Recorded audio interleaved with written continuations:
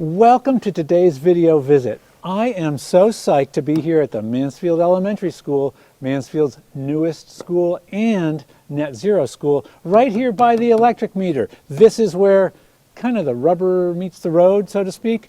Look at this right here. Do you see that word? Bidirectional. That means that this meter can go take it in and put it out.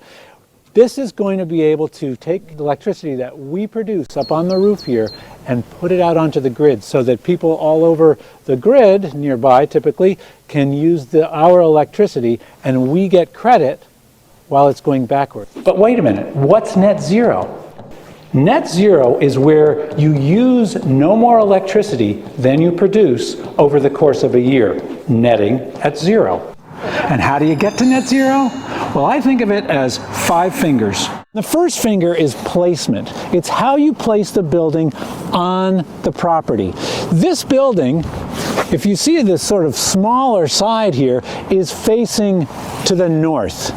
And you can tell that because as I come here, look what's shining on the other side of the building, the sun. And now we're on the south, and look at the sun coming right at me. It's also coming right at the building. Well, remember placement? Placement has to do with the position on the lot, but it also has to do with the position in terms of topography. And the topography here enabled us to do 1 story on the north side and 2 stories on the south side. Hey, can you see me? Look at how big it is on the south side. I can feel the sun soaking the building. And do you see the photovoltaic panels on top of the roof? There are about 946 of them across the roof, producing electricity. Number 2, shape. The easiest way to make a net zero building efficient would be to make it very compact, but that wouldn't be a nice place to be in. So look what we've done here, or what the architects have done. Yeah, earlier on we had a 1-story scheme that was more of a serpentine kind of curved floor plan that basically took over the entire site. And then we decided through a lot of discussions in-house to make it more of a compact form, being that it was a net zero school. And we were able to take advantage of the sloping hill in the back to make the 2-story spaces happen and then keep the classrooms on the main level as much as we could. Number 3 is envelope and design. Envelope and design counts on insulation. We want to keep the cold out or the heat out. We want to keep the temperature inside the way we want it to be. Another thing that you can see actually right here in this classroom, and it's this. This is called a light shelf. And this light shelf does a very simple, interesting thing. It takes the sunlight that hits it and has it reflect up again and then further back into the classroom. So just with this, we get the benefits of sunlight further in, natural light, and there's all kinds of research about how natural light influences in a positive way learning. And we also get the benefit of not having to turn the lights on as much, and there's a special little sensor right up there that will tell the lighting system that we don't need as much light over here. And notice that the whole building, you'll see it basically surrounding, wrapping the entire building.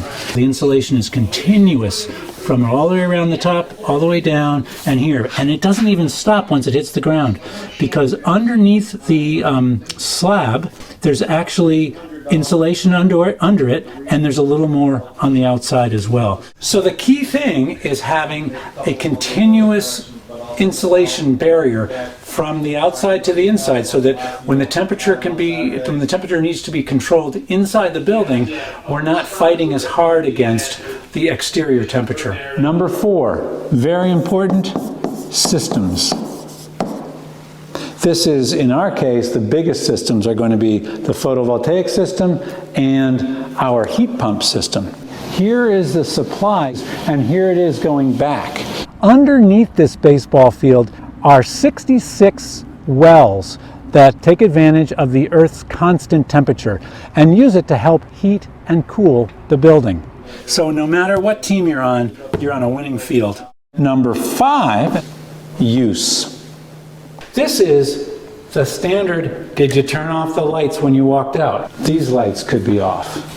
These lights could be off because right now, today, we've got plenty of sunlight. In fact, above us, we've got a skylight. Did I open the window instead of turning the thermostat down? Did I leave the door propped open or just leave it open and holding it for too long? So it's just like a musical instrument. It can be built beautifully, but if you don't play it well, we've done a tremendous job here in Mansfield, making it so that our systems in the kitchen, particularly, a high energy consumption area, when it's used, it doesn't use as much energy. So efficient dishwasher, efficient stovetop, efficient refrigerator and freezer walk-ins. If you do them all together, we have a net zero building. So thank you for joining me on today's video visit, learning about the 5 fingers of net zero. And I hope you'll join me again on a future video visit.